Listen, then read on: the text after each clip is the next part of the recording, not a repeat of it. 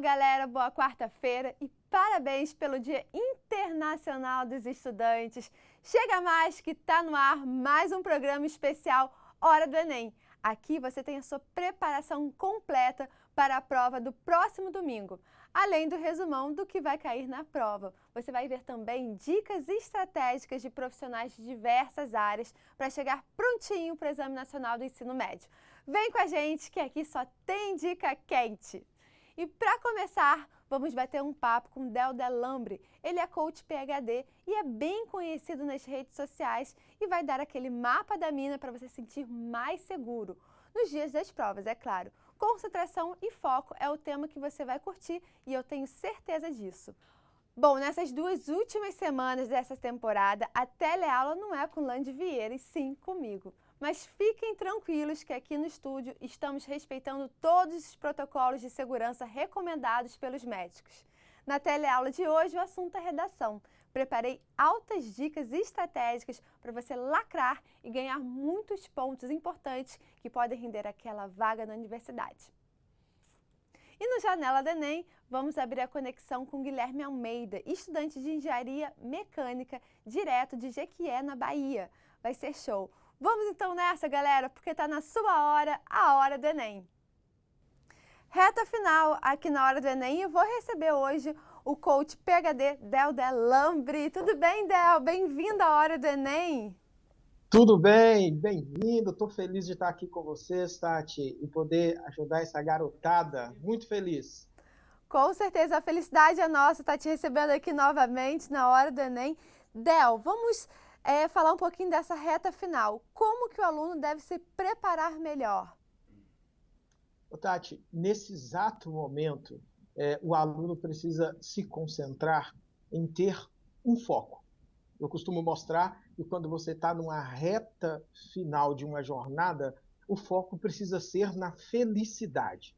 Essa é a primeira.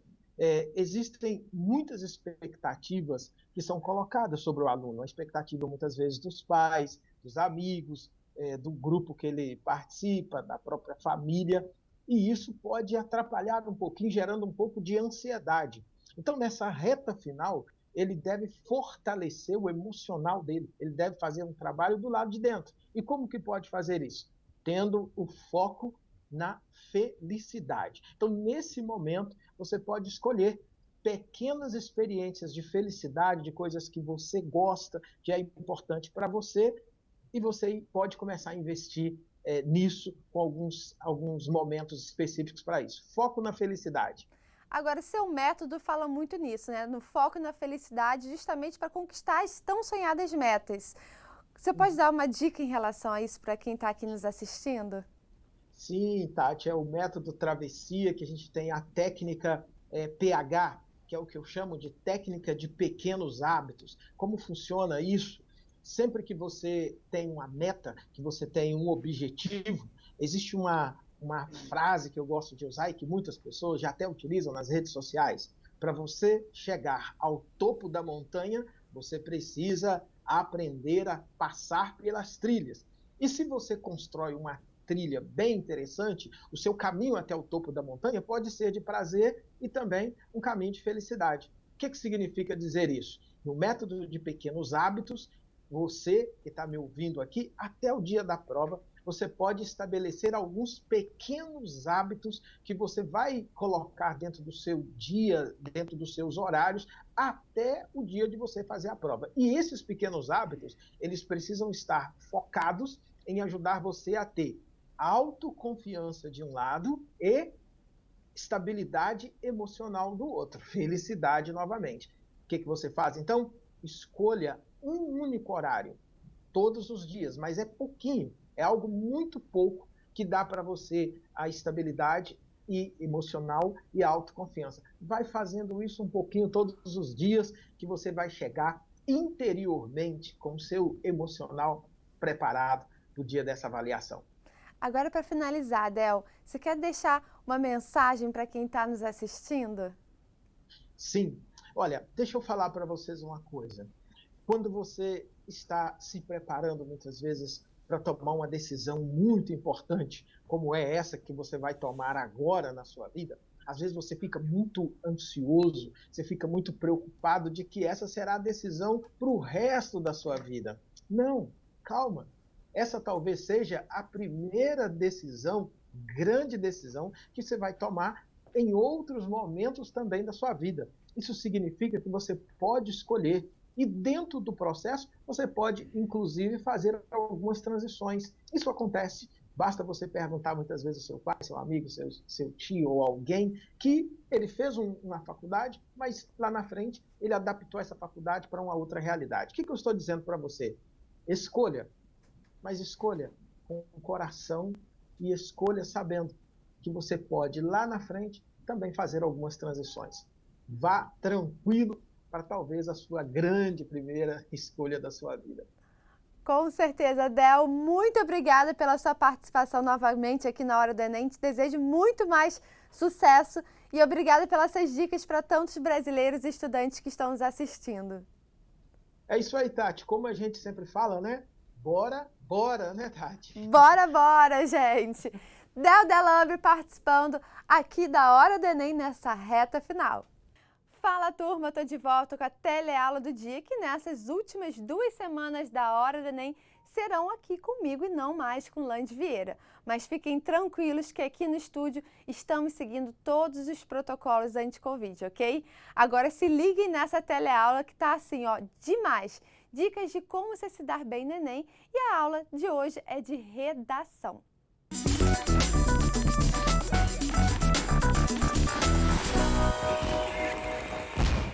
E começando com a nossa semana, que estamos aqui fazendo aquela revisão geral para a prova de domingo do dia 21, que vai abordar redação, ciências humanas e também linguagens. Nós vamos receber hoje um professor para você tirar aquela nota 10 no Enem. Dia 21, um dos principais temas é a redação. Para isso, eu vou receber o professor do QG do Enem, José Augusto. Tudo bem, José? Bem-vindo à Hora do Enem. Oi, tudo bom, Tatiana? Olá, pessoal.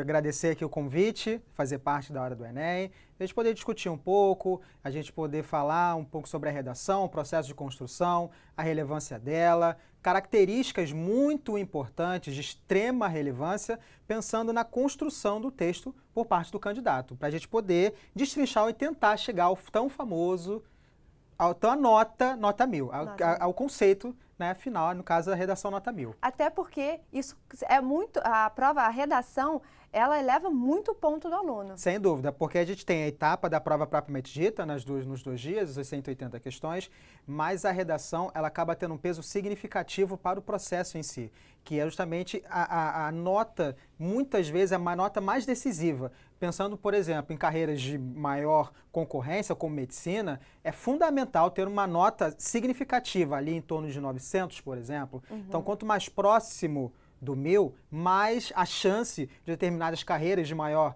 concorrência terem a possibilidade, o candidato, no caso, de poder conseguir ingressar na universidade. Então, a redação ela faz toda a diferença para o processo em si. Então, vamos falar de algumas habilidades e técnicas para essa redação? Com certeza. Vamos lá. Vamos aqui para nossa janela do Enem, que a gente usa Perfeito. Justamente para dar essas dicas.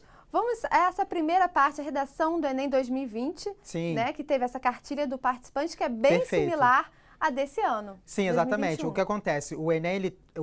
O INEP, na verdade, que é uma autarquia federal, ou seja, ele é um órgão que ele é ligado, ele é vinculado ao Ministério da Educação, mas ele tem independência administrativa. Ele que é o responsável pelo Enem. Ele manualmente, ele promove, ele constrói, ele faz uma cartilha que é voltada para o candidato. E é sempre ali próximo, geralmente um mês, um pouco desse período que ele lança, sempre com o tema do ano anterior. No caso, a gente teve a redação esse ano, em 2020 mesmo. Sim. Então, ele lança para que o aluno tenha ciência, ele tenha conhecimento de tudo, destrinchar de maneira detalhada, de maneira pormenorizada, o que é importante pensando na construção do texto. E aqui, essa, por exemplo, é a capa da cartilha, que ainda é do que foi referente ao ano passado. O INEP ainda não lançou a desse ano, mas a ideia, o cerne, a construção como um todo não muda muito. O que muda sempre é o tema que ele pega do ano anterior. Então, a próxima cartilha, por exemplo, vai ser sobre o tema dos transtornos psicológicos que a gente teve nesse ano. Mas os desdobramentos, as principais características, isso acaba sendo o mesmo o tempo inteiro, né? Com certeza. Então, vamos às principais características da cartilha. Perfeito. Aqui, primeiro, a relevância de saber que existe um material, existe um manual que é feito para o candidato, né? Aqui, tudo o que se espera da redação do Enem vem muito bem detalhado, como, por exemplo, quais são as competências, o que se espera de cada uma delas, redações nota 1000, curiosidades, como, por exemplo, a própria cartilha informa quantos corretores podem avaliar sua redação. Não sei se muitas pessoas sabem, mas um texto, uma única redação, ela pode, inclusive, passar por 6 corretores. Uau, não Justamente sabia. porque é a preocupação, o cuidado de tentar diminuir ao máximo o problema existente enquanto nota final. Então, por exemplo, a própria cartilha ela informa sobre isso, né? E aqui, nessa segunda informação, é o sumário, a apresentação, né? Vem tudo o que se espera, tudo bem dividido. E eu queria chamar a atenção para um aspecto que, com certeza, o aluno já sabe, está em reta final, ele já vai saber, que é o quê? Está dizendo ali, competência 1, 2, 3, 4, 5, 6. O Enem não tem 6 competências, o Enem tem 5, cada uma com, no máximo, 200 pontos. Competência 1, 200 pontos, competência 2 e por aí vai. Aqui, o que acontece? O material, quando coloca 1.6, competência 6, são informações gerais, são informações extras sobre o processo em si. Mas a matriz de referência, que a gente vai ver daqui a pouco, ela possui 5 competências, cada uma com 200 pontos e previamente definido o que é cada critério. E ali no final, o que também é sempre interessante, o que também é sempre relevante, que é ter uma amostra das redações nota 1000 para que o aluno, para que esse candidato, essa candidata, possa ter uma base, exatamente, para que ele possa ter ciência de o que foi feito, como o texto nota 1000 foi construído. E é muito perceptível, é muito interessante pensar no seguinte, é um texto simples. Ele não é um texto difícil de acesso, muito pelo contrário, porque a simplicidade na construção do texto é trabalhosa. Então, se você conseguir transmitir a mensagem de maneira satisfatória e ao mesmo tempo simples, é um bom caminho para essa redação nota 1000, para que se consiga essa redação nota 1000. Tá? Perfeito. Vamos aos principais aspectos desse manual. Exatamente. Isso aqui também talvez uma das partes desse material de maior relevância em toda a cartilha. Por quê? Aqui é chamar atenção para um tema que é proposto.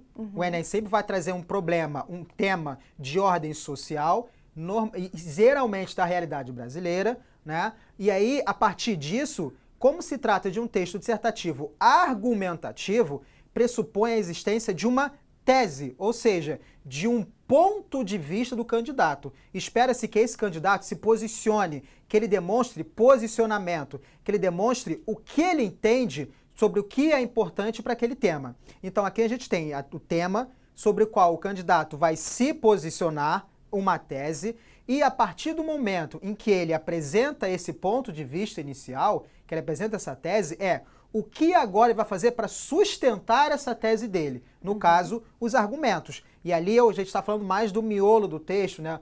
Os parágrafos de desenvolvimento, que se preocupam com como o candidato vai apresentar o desdobramento dele acerca dessa tese inicial.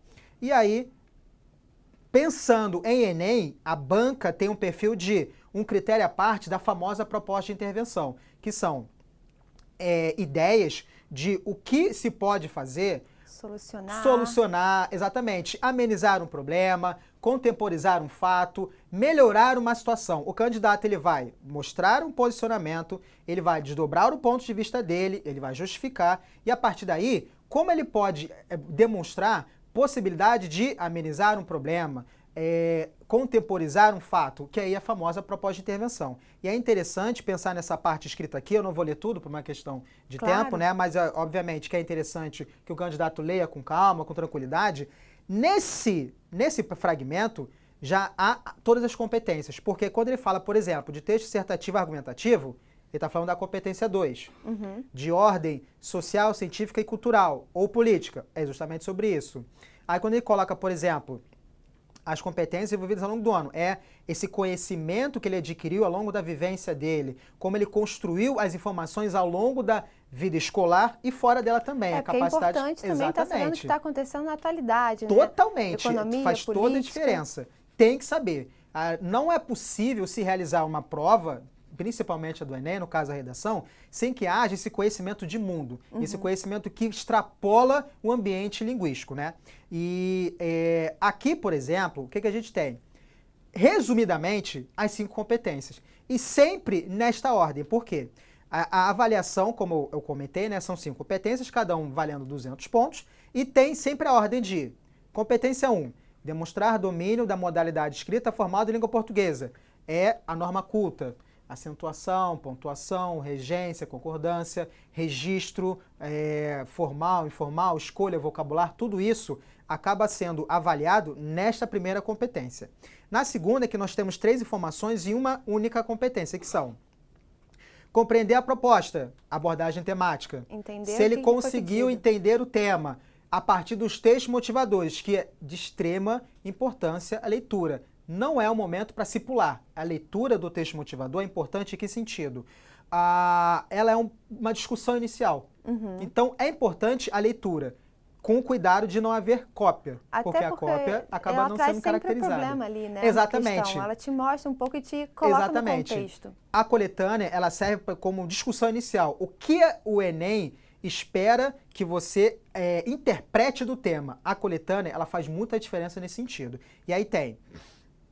aplicar conceitos das várias áreas de conhecimento para desenvolver o tema. É o famoso repertório sociocultural, que é justamente esse conhecimento de mundo, esse nível de informatividade que extrapola o ambiente linguístico, que é trazer uma referência de áreas culturais, cinema, música, livros, sociólogos, filósofos, seriados,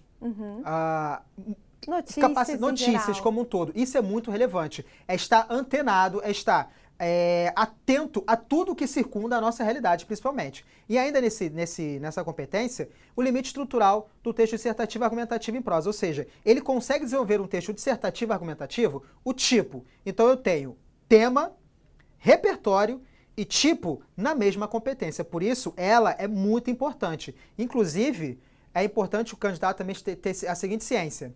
Zerar a competência 2 significa zerar a redação é anulada. Então ele não pode zerar a competência 2. Óbvio que ele não é interessante zerar nenhuma, mas zerar a 2 significa zerar a redação.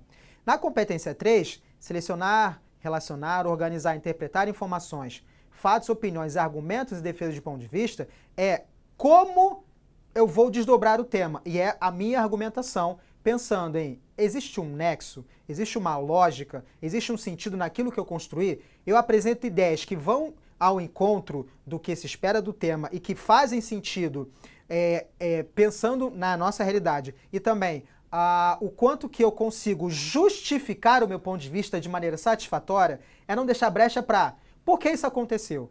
É justamente a capacidade que ele tem de esgotar o posicionamento, né?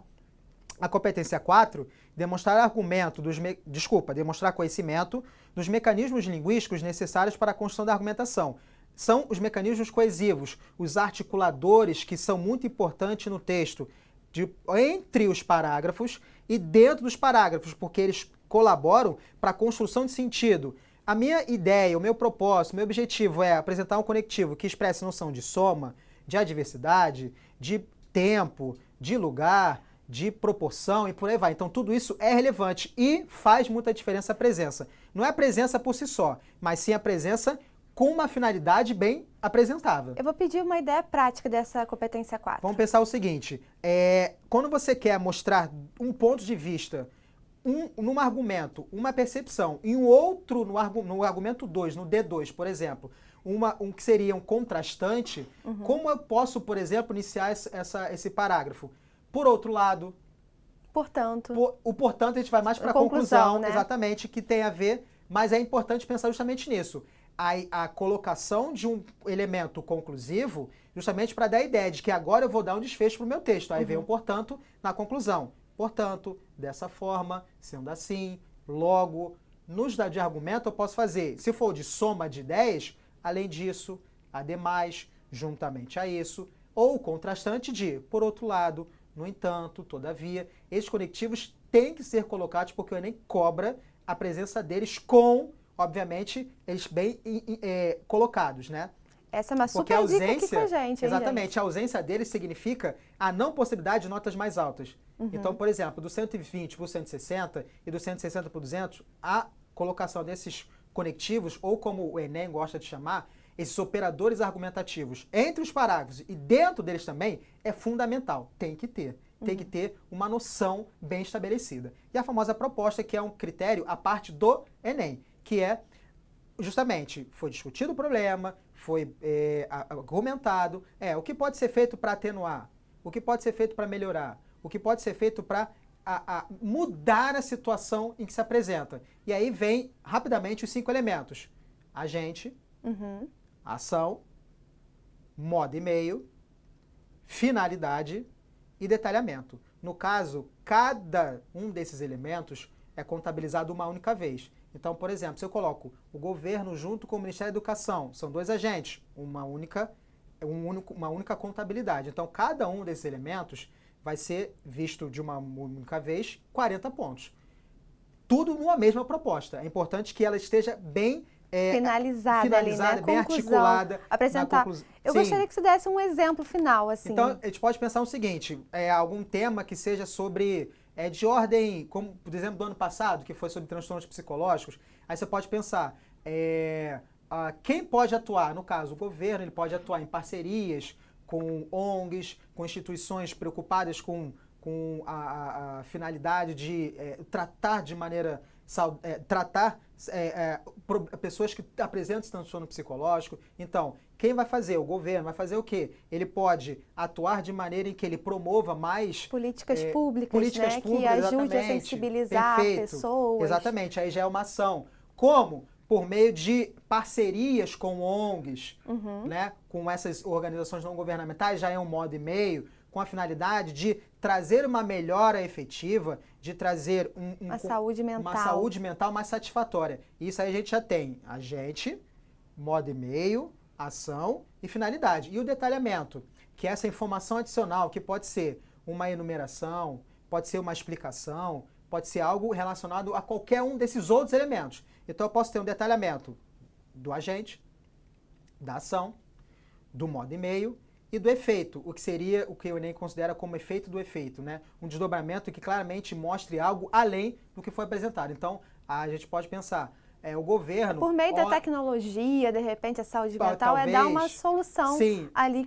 que a pessoa tenha. Sim, aí se fosse, por exemplo, um detalhamento para um governo, pensar o governo, que é o ente estatal responsável por tentar solucionar diversos problemas sociais. Então aqui eu tenho uma informação adicional que eu trago, por exemplo, sobre o governo. Isso é um detalhamento e tem que ter tudo numa mesma proposta, certo? Super dica. Vamos então às recomendações gerais. Exatamente. Aqui é só para poder mostrar o seguinte, aquele item 1.6 não é uma nova competência.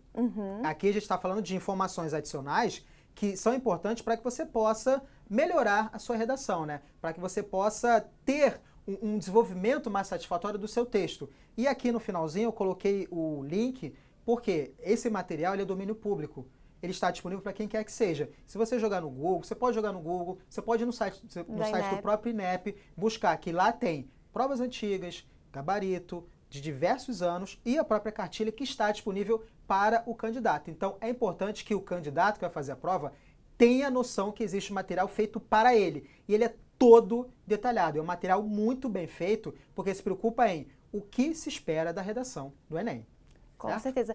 Agora, professor, para finalizar, eu queria que você falasse um pouquinho com a gente sobre o que pode cair na prova desse ano. Porque está todo mundo, exatamente, todo mundo curioso, o que eu tenho que saber. Pois é. Primeiro de tudo, o que é interessante passar para o aluno é o seguinte, ele tem que estar preparado para fazer qualquer tema. Qualquer tema que seja proposto para o Enem, ele tem que estar bem preparado. E aí é importante uma leitura bem atualizada, uma leitura que verse sobre problemas mundiais, mas também da nossa realidade. Então, primeiro de tudo ele tem que estar preparado para fazer todos os temas. E alguns básicos que ele não pode deixar, digamos assim, de saber. pensando em mobilidade urbana, que são temas assim mais básicos que podem cair. Pensar sobre crise hídrica, que a gente tem algo que a gente vive um ambiente nesse sentido que pode ter algo nessa linha. Agora, o Enem ele gosta muito também de temas que fogem dessas discussões. Então, ele pode, por exemplo, se a gente levar em consideração os últimos anos e até um pouco maior, o Enem, ele, por exemplo, nunca cobrou um tema que fale sobre esporte.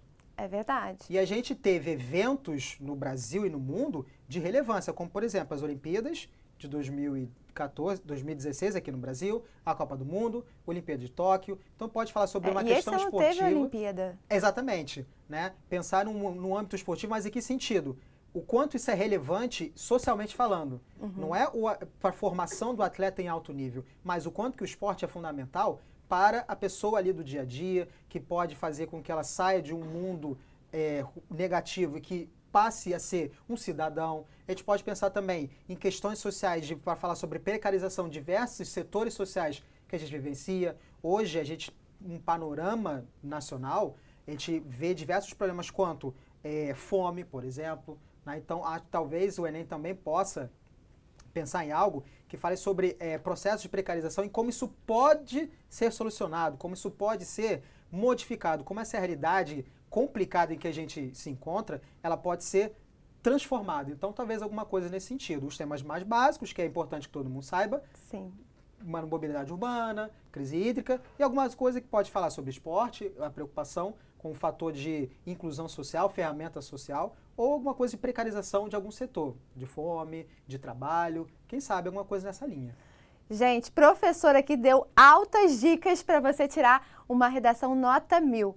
Quero te agradecer demais, professor José, por participar aqui da Hora do Enem dessa revisão. Agradeço ao convite e a torcida aqui para que no momento da redação que consiga fazer com calma, com tranquilidade, a leitura de maneira amena. Na semana, procurar não se exceder com relação ao estudo, porque não é mais o momento. Faz uma revisão, faz uma leitura, mas nada que seja excessivo. E a prova, leitura com calma, com tranquilidade, olhar o tema, pensar no que pode ser trazido inicialmente para que você consiga desenvolver a sua redação de maneira satisfatória. Até dar uma olhadinha ali nessas redações que estão disponíveis Sem na INEP, dúvida, né, com que certeza. tiraram nota 1000 para pegar umas diquinhas ali. É ótimo que possa avaliar para que veja o que foi feito. Como o candidato que tirou nota 1000 escreveu o texto, ele vai ver que não tem mistério. Não é nada de outro mundo. Não, muito pelo contrário. É uma construção bem pensada, bem planejada, mas simples e objetiva. Só isso, certo? Muito obrigada, professor, Obrigado, pela Tatiana. sua presença. Gente, José Augusto, professor de redação, aqui na Hora do Enem.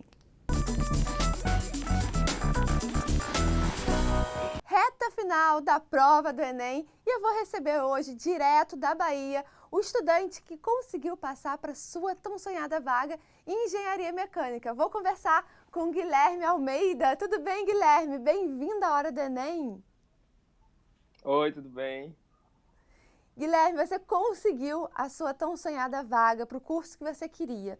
Queria que você falasse um pouquinho como foi a sua preparação e como foi essa reta final para a prova. Então, minha preparação foi uma rotina de estudos bem puxada. Eu estudava basicamente o dia todo quase, né? Eu tinha aulas do cursinho pela tarde, então pela manhã e à noite eu ficava estudando, revisando conteúdo, fazendo exercícios. Eu separava as matérias por dia também, cada dia eu estudava uma matéria, reservava algum dia para fazer a redação, matemática, algum dia específico também, e ia tentando conciliar a vida do cursinho, porque é bem puxado, é bem exaustiva a rotina de quem faz cursinho, é aula o tempo todo, é isso. É verdade. E como foi assim uma semana antes da prova? O que você fez? Uma semana antes da prova, eu tentei relaxar mais. Eu revisava, só que não doava tanto tempo para os estudos. Eu tentava ir me controlando mais, respirando e tratando alguns casos de ansiedade, se tivesse, tentar saber como administrar o tempo na hora da prova, buscando estratégias para resolver a prova de forma mais rápida, não deixar perder muito tempo, nem perder tempo na redação, nem nas questões de matemática, ciências da natureza. Eu fui buscando estratégias para fazer a prova de melhor forma possível. Agora, como que foi essas estratégias, né? Qual a dica que você pode dar para o estudante que está aqui te escutando? Bem, no meu caso, né, como eu queria um curso de exatas, eu dei mais privilégio, né, privilegiei a prova de matemática. Comecei pela prova de matemática, né, no segundo dia, e deixei ciência da natureza para depois que eu terminasse a prova de matemática. No caso, no dia da redação, eu sempre faço a redação primeiro, né, fazia a redação, depois partia para as questões, fazia metade das questões de humanas, metade da questão de linguagens, para você dar aquele equilíbrio, para você colocar o que você sabe em cada uma. E respiração, administrar o tempo, dar uma pausa para comer, para beber água, para poder o cérebro dar uma oxigenada, para você poder respirar, para você poder voltar com gás para fazer a prova. E é isso. Agora você tem falado muito de respiração, né? Essa ansiedade pré-prova. Isso. Para finalizar, qual a dica que você dá que fez bem para você? Para mim, o que fez bem foi, primeiro, você esquece que você está fazendo uma prova super difícil, esquece que você está naquele momento. Você vai fazer como se você estivesse fazendo uma prova no colégio, em casa. Você respira, você faz com calma, você não pensa em concorrentes, não pensa em vagas, não pensa em nada disso. Você coloca só o seu conhecimento que você tem, tudo que você adquiriu, você vai colocando na prova. Só isso. E no fim, dá tudo certo, como deu para você. Dá, sim. Pode estudar, pode confiar que dá tudo certo. Muito bom, Guilherme. Quero te agradecer demais pela sua participação aqui na Hora do Enem. Te desejar muito mais sucesso na sua vida. Certo, brigadão. Eu que agradeço pelo convite da TV Escola. Muito obrigado mesmo. E é isso. Obrigada, Guilherme. Gente, Guilherme, diretamente da Bahia, participando aqui da Hora do Enem. Bom, galera, nossa Hora do Enem especial está no fim. Mas, se você quiser revisar os conteúdos de novo, nunca é demais. Tá tudo lá no nosso canal do YouTube. E é muito bom participar desse momento tão importante na vida de cada um de vocês. É a hora de conquistar o que a gente sonhou e suou tanto para conseguir. Mas para isso, nada de sair de casa em cima da hora, hein? Com o trânsito a gente não brinca. E se vocês esqueceram, no dia da prova tem que levar um documento original e oficial com foto. Pode ser carteira de identidade, carteira de motorista, carteira de trabalho ou passaporte se você for estrangeiro. Tem que levar também uma caneta esterográfica transparente com tinta preta. E no domingo eu vou estar aqui com dedos cruzados para vocês darem o melhor de vocês e mostrarem o talento e a capacidade que eu sei que cada um de vocês tem. E vamos respirar fundo e trabalhar nas questões com muita calma, porque o jogo só acaba quando o juiz apitar o final da partida. Cuidem-se sempre, sejam muito felizes. Uma boa sorte para cada um de vocês. E olha, dia 21, nós da TV Escola vamos estar ao vivo aqui na TV, justamente para estar corrigindo e falando um pouquinho da prova do primeiro dia. Eu espero por vocês, mas amanhã tem muito mais conteúdo com a revisão geral para as provas de domingo. Um beijo e até amanhã. Tchau, tchau!